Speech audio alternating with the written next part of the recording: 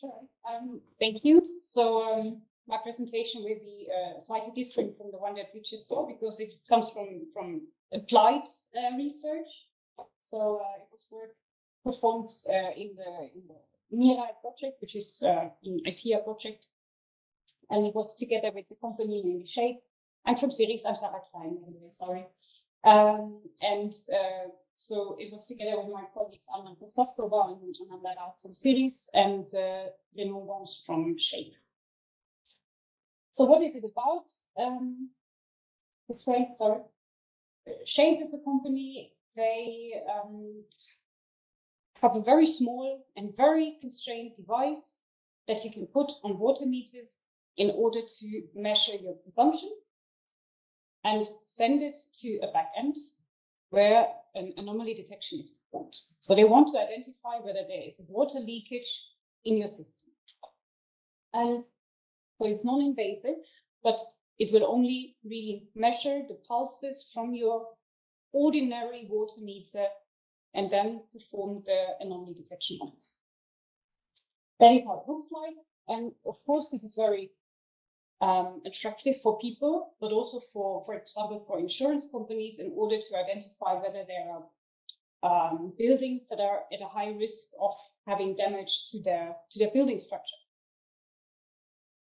And currently, it's a very basic setup. So they measure like every 30 seconds how many pulses were registered on the water meter.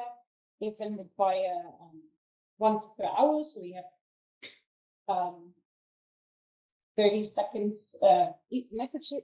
No, 30 seconds you measure, and then you send all those values once per hour. You send them via MD-IoT. You send them to the back end, and only on the back end the leakage detection is performed. This is for most of the buildings. This is good enough, but of course it takes some time in order to identify the leakage then in the back end, because you need to judge, okay, how long does it take? And is it really like a severe leakage and so on? And more importantly, the whole device is battery driven. So we want the battery to last as long as possible. And currently, a water meter holds we have a warranty of 16 years. And we want the battery to hold equally long. Yeah, it's a challenge. Currently, it's 10 years, which is already quite good. But so, okay, that also means we need to add more on this. And at the same time, we also know from measurements they did, the most battery draining task is indeed the messaging. So we want to send less messages.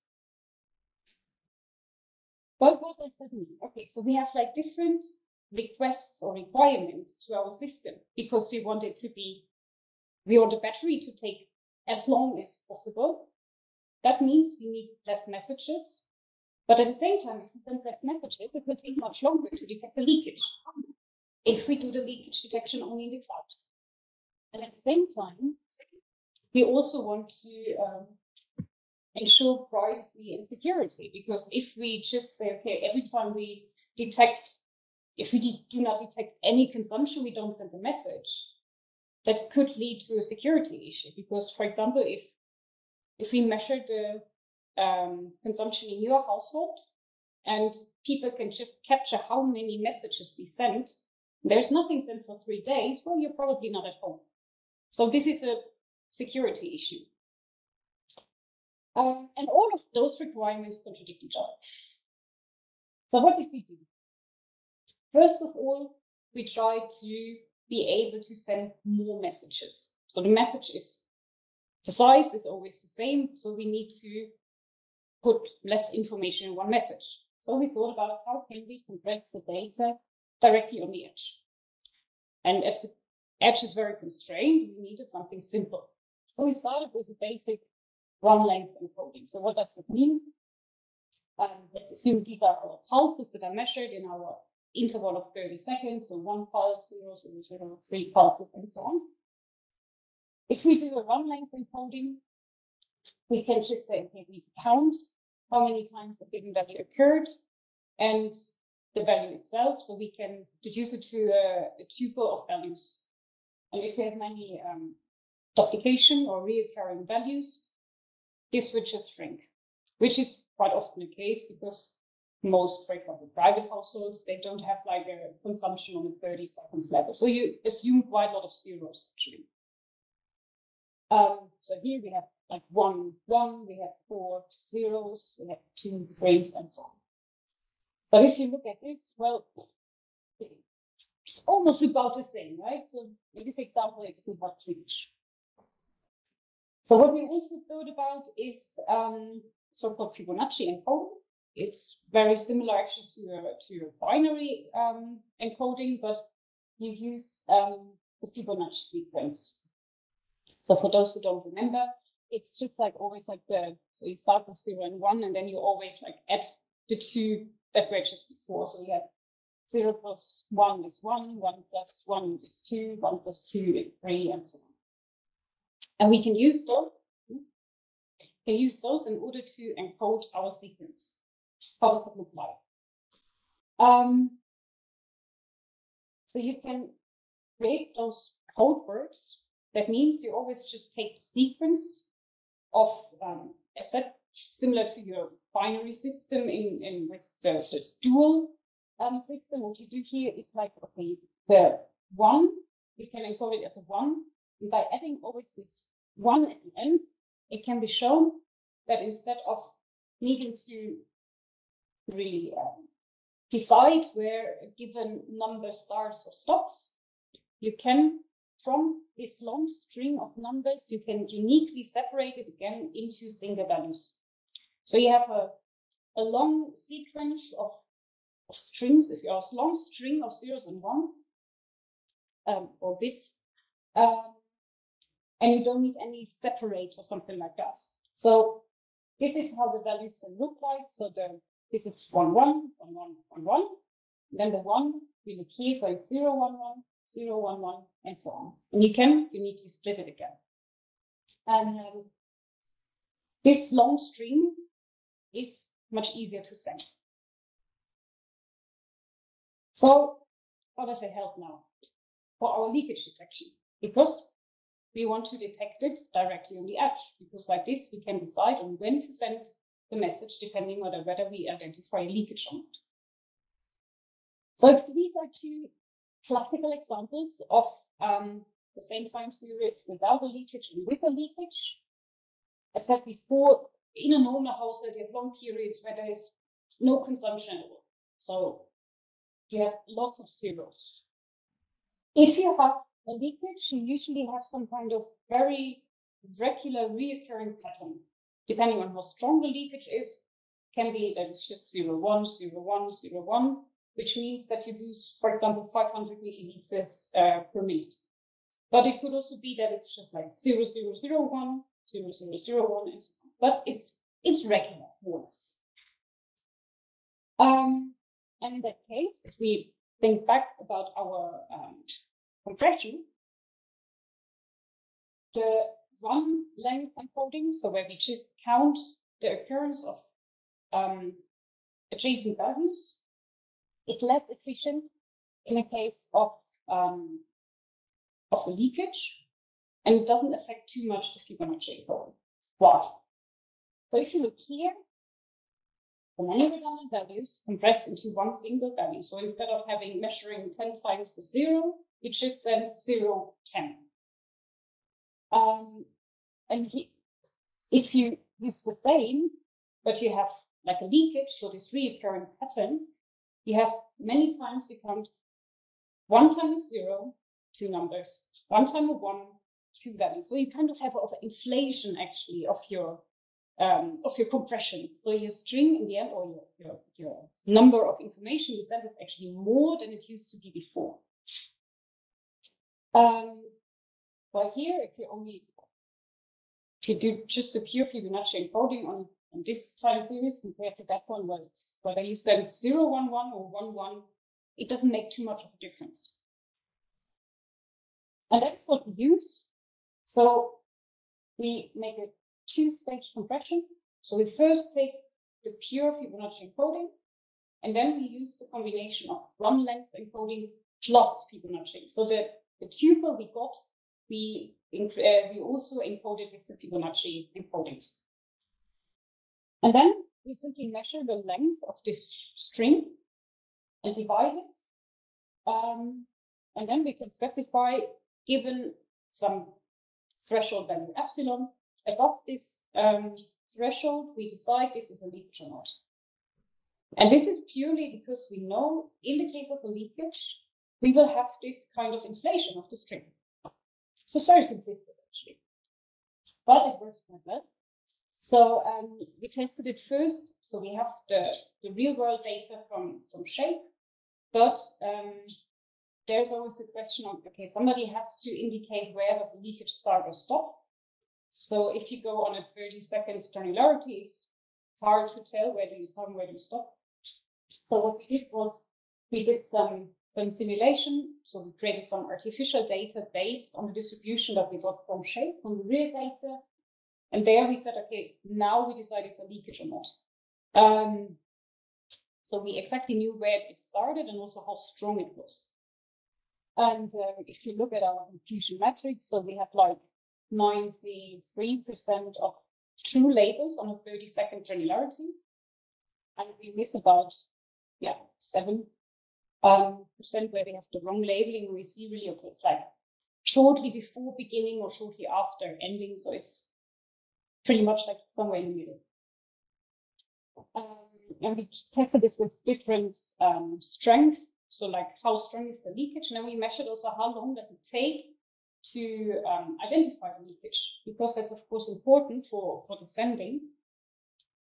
And the requirement from shape was 1 hour should be maximum. And we can see, okay, for the, let's say, more expected leakages where you really have like some severity and also some damage possibly to the building, we are in this range. So we are clearly beyond below the 60 minutes.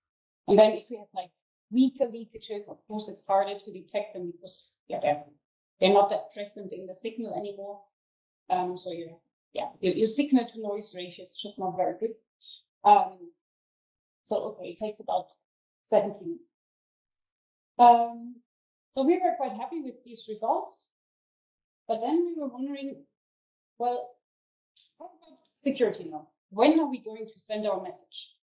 Do we send it just when we detect a leakage, or just like after a long time? What are we going to save from this? So what we did is we came up with the idea of some random messaging. So we decide now we send the next message after a random time that we draw from a truncated exponential distribution. So we draw, like, for example, I sent the next message in 183 minutes. And we just set here the expectation value. We said it's 5 hours. So we're safe, and we probably saved quite some battery because we sent way less messages. So that's easy, but what are we going to do if we have a leakage? Because we still want to send this information with the risk that there is a leakage as quickly as possible, of course, to the consumer, because then they can check what's going wrong. So if we do that, our distribution might be ruined because it will, you will have a peak in the beginning, and then, your weights just don't fit anymore. It will not be the good distribution anymore. So instead, what we did, we add some, I'm a physicist, so I call it an external force, which pushes your distribution back into shape, if you want so. So that means we take, instead of just taking lambda to be the expectation time, we add some difference between t, the expectation time, and the sum, or the average, of the former sending times. So we define a range R, where we say, okay, within the last, so for example, we say within the last 10 hours, how long did it take to send a message?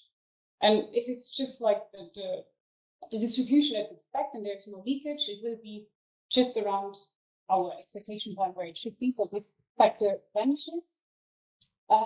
While if there were a leakage and we sent the data right now, because we want to inform them, this time will be smaller, such that it will shift here slightly to higher numbers on average. Voila.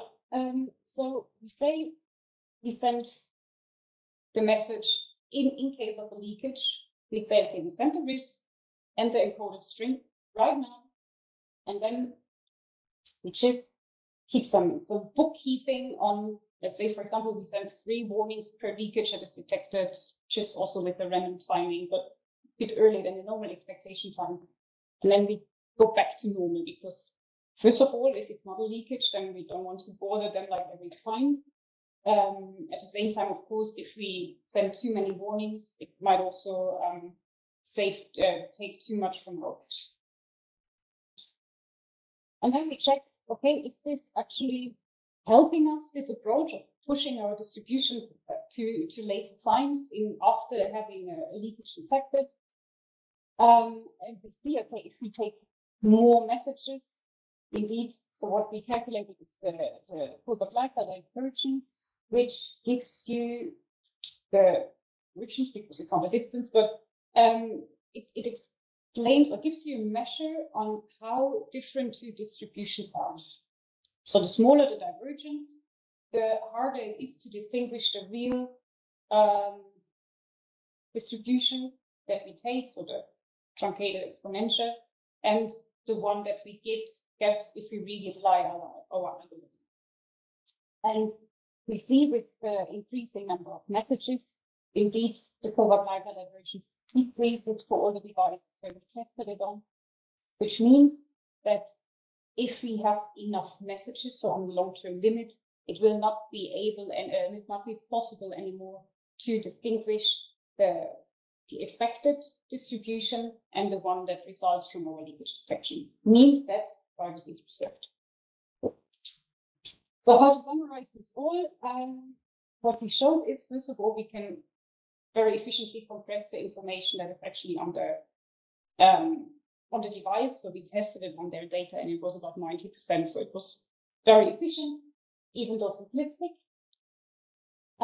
We can decrease the detection time for the severe leakages below 1 hour. And finally, by using this random sending pattern, what is risk-affine sending pattern, we can still preserve privacy. And currently, so all this was partially funded by Novartis under IoT-ECAW’22, and currently we are about to implement it really on the sensor, because these are still experiments in our system to see or to estimate how much energy we actually need and to estimate how long the battery will hold.